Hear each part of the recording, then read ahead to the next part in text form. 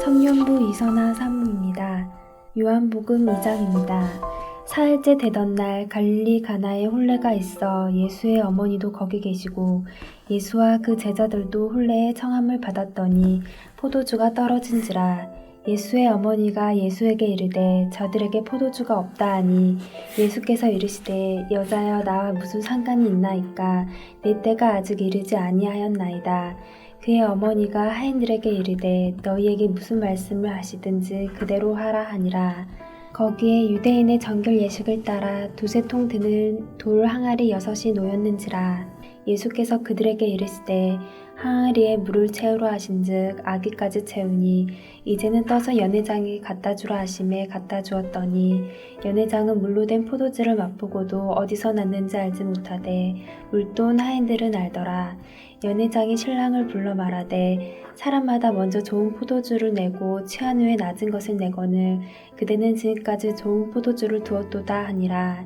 예수께서 이 첫 표적을 갈릴리 가나에서 행하여 그의 영광을 나타내심에 제자들이 그를 믿으니라. 그 후에 예수께서 그 어머니와 형제들과 제자들과 함께 가버나움으로 내려가셨으나 거기에 여러 날 계시지는 아니하시니라. 유대인의 유월절이 가까운지라. 예수께서 예루살렘으로 올라가셨더니 성전 안에서 소와 양과 비둘기 파는 사람들과 돈 바꾸는 사람들이 앉아있는 것을 보시고 노끈으로 채찍을 만드사 양이나 소를 다 성전에서 내쫓으시고 돈 바꾸는 사람들의 돈을 쏟으시며 상을 엎으시고 비둘기 파는 사람들에게 이르시되 이것을 여기서 가져가라. 내 아버지의 집으로 장사하는 집을 만들지 말라 하시니 제자들이 성경 말씀에 주의 전을 사모하는 열심히 나를 삼키리라 한 것을 기억하더라. 이에 유대인들이 대답하되 예수께 말하기를 내가 이런 일을 행하니 무슨 표적을 우리에게 보이겠느냐.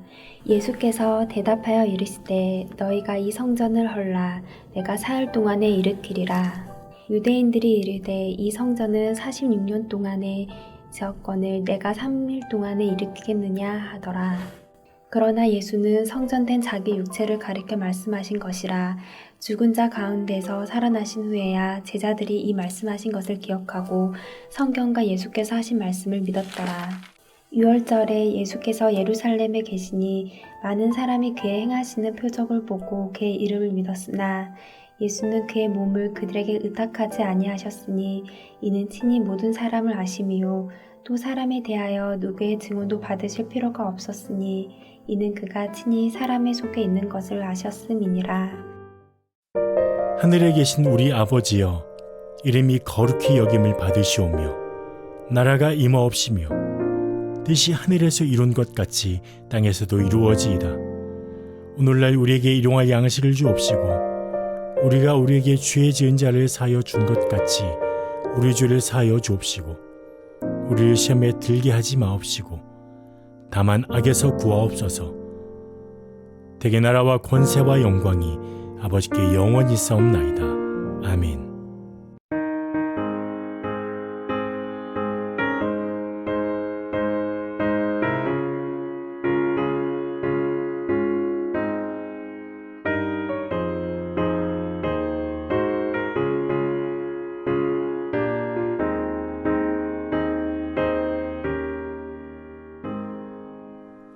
잠시 세상에 내가 살면서 항상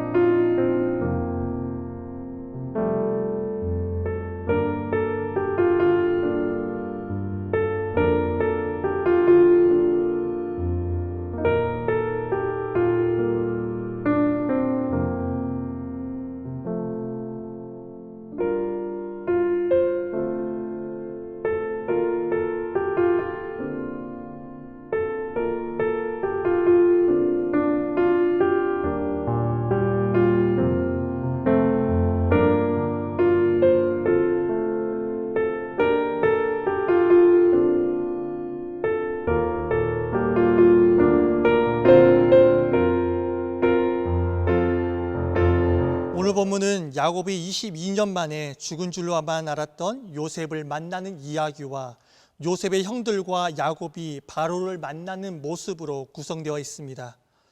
먼저 29절 말씀을 보면 야곱은 죽은 줄만 알았던 요셉을 만나게 됩니다. 그리고 30절을 보면 야곱은 그가 그토록 사랑했던 요셉의 얼굴을 보게 되므로 이제 죽어도 여한이 없다라고 말하고 있습니다. 이러한 말은 이 상황 허락하신 하나님께 감사하는 마음에서 나온 말이었습니다.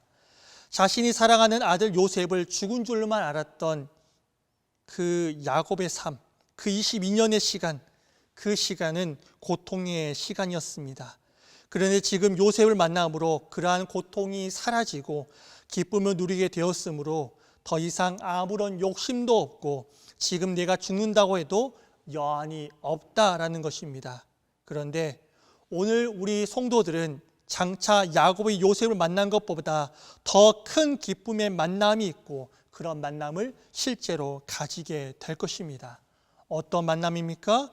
우리에게 구원을 주신 내가 사랑하는 예수님과의 만남입니다. 기쁠 때나 슬플 때나 만나보고 싶었던 그 예수님과의 만남입니다. 매일매일 보고 싶어서 메아리 쳤던 그 예수님과의 만남, 그 만남이 우리 가운데 있습니다. 그분께서 재림하실 때 우리는 그분의 얼굴을 보게 될 것이며 그분께서 우리의 눈물을 닦아주사 이 세상에서 당한 모든 고통을 다 잊게 해 주실 것입니다. 우리도 야곱과 같은 기쁨, 아니 그가 누리지 못했던 더 큰 기쁨을 우리 가운데 주실 것입니다. 그 요셉은 아버지와 온 가족들에게 고센 땅에서 정착하여 안전하게 살 수 있는 계획과 방법을 제시합니다. 요셉의 계획대로 그의 형들은 바로를 만났고 그들은 요셉이 가르쳐준 대로 자신들의 직업을 목축업이라고 말하며 고센 땅을 달라라고 요청하고 있습니다. 그렇다면 요셉이나 그의 형들은 왜 자신들의 직업을 목축업이라고 강조하였을까요? 그 이유 중 하나는 자신들이 하고 있는 일에 대한 긍지와 자부심을 가지고 있었기 때문입니다. 그들이 긍지와 자부심을 가질 수 있었던 이유 무엇인지 아십니까? 그것은 손조 때부터 하나님께서 자신들에게 맡기신 것이 바로 목축업이기 때문입니다. 그리고 그들이 이렇게 자신들을 목축업이라고 하는 자라고 소개하면서 고센 땅을 달라고 하는데, 고센 땅을 달라고 하는 것은 다른 한편으로는 애굽의 중심지에서 멀리 떨어진 고센 땅에 거주하게 되므로 그들을 애굽 땅의 그 이방 문화로부터서 분리시키기 위해서입니다. 한마디로 요셉은 야곱의 자손이 하나님의 택한 백성으로서 불신과 우상 숭배가 판을 치던 애굽 문화에 동화되지 않고 거룩히 구별되어서 하나님만을 섬기는 신앙인으로, 하나님만 섬기는 믿음을 지키는 그리스도인으로서 간절하게 살기를 원했던 것입니다. 그런데 본문 47장 4절 말씀 보면 재미있는 표현이 하나 나옵니다. 바로 우거하러 왔다라고 하는 표현입니다. 우거한다는 말은 잠시 동안 머무는 것을 뜻합니다. 마치 객인이 나그네가 잠시 동안 머무르는 것을 우리는 우거한다라고 말하고 있습니다. 이는 요셉의 형들이 그들의 자손 대대로 영원히 이 애굽 땅이 좋다라고 할지라도 그곳에 거할 것이 아니라 다시 가나안으로 돌아가게 될 것이라는 것을 우리 가운데 보여주고 있습니다.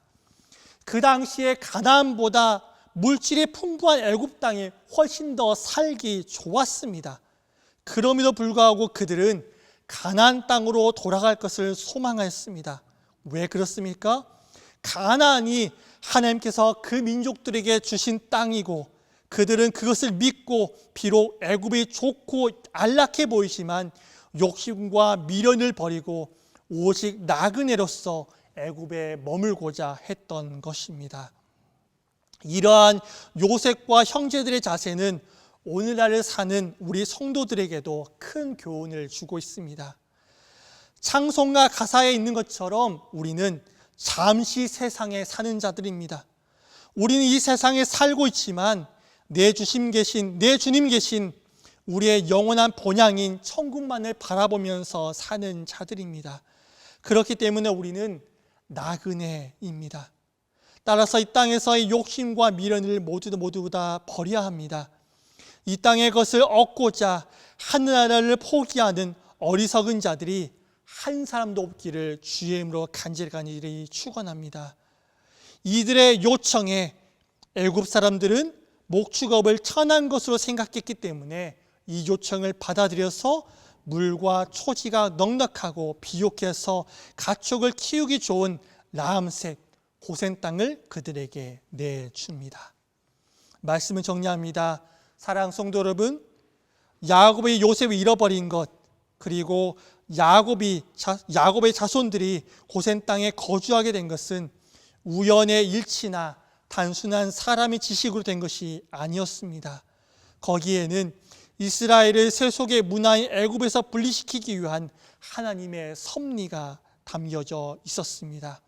또한 요셉이 팔려 애굽으로 간 것, 그리고 그가 애굽의 총리가 된 것, 다 우연의 일치가 아니라 하나님의 섭리와 하나님의 계획하심이 그 가운데 있었습니다.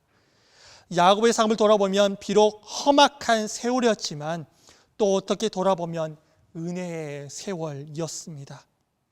우리의 인생길도 우리가 생각하기에는 험악하고 고되고 고탱의 인생길이다라고 생각할 수 있습니다.